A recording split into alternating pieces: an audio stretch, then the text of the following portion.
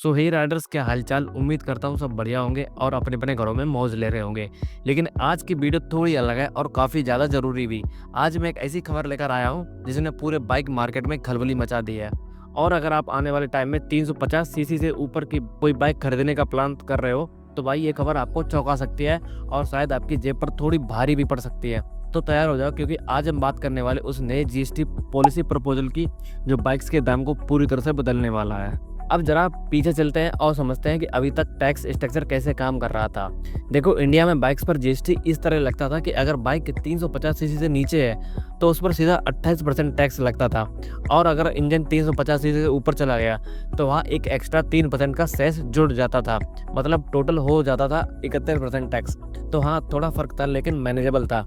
इसी वजह से लोग सोचते थे कि क्लासिक 350 लो या हिमालयन लो, टैक्स स्ट्रक्चर उतना बड़ा गेम चेंजर नहीं था।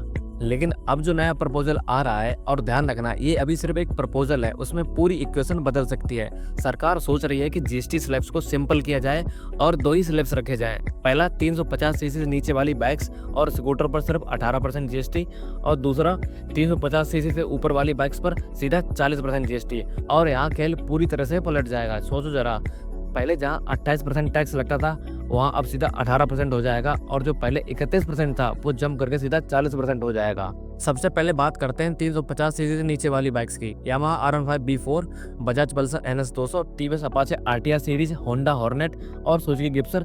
ये सब बाइक्स जो कॉलेज स्टूडेंट या मिडिल क्लास फैमिली बहुत पसंद करती हैं, उन सबकी ऑन रोड प्राइस सीधी कम हो सकती है।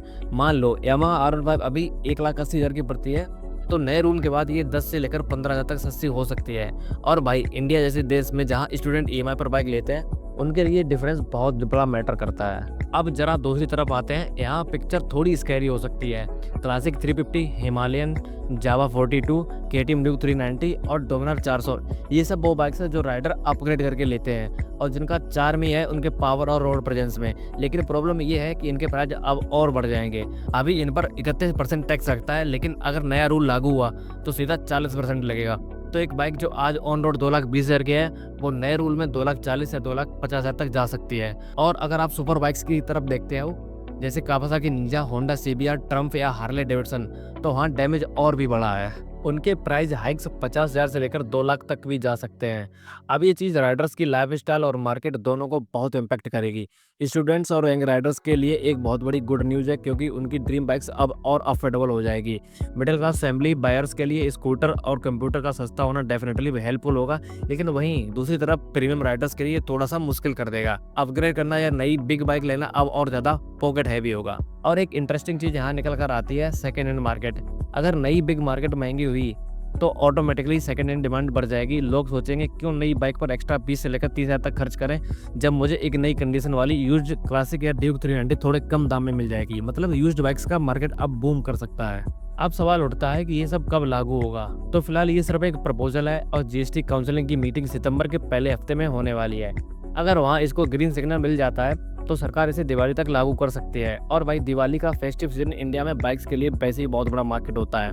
ऑफर्स आते हैं, लोग नई गाड़ियां खरीदते हैं, और अगर ये रूल इम्प्लीमेंट हो गया तो 2025 का फेस्टिव सीजन पूरी तरह बदल जाएगा। तो अभी आप पर डिपेंड करता है कि अगर आप 350 सीसी से नीचे की कोई बाइक लेने वाले हो तो वेट करना स्मार्ट मूव होगा, क्योंकि प्राइस कम होंगे। लेकिन अगर आप 350 सीसी से ऊपर की कोई बाइक खरीदने की प्लानिंग कर रहे हैं तो बेटर होगा जल्दी खरीद लो, क्योंकि आगे जाकर प्राइस और बढ़ सकते हैं। तो राइडर्स, यही था पूरा breakdown new GST bike policy proposal 2025 का।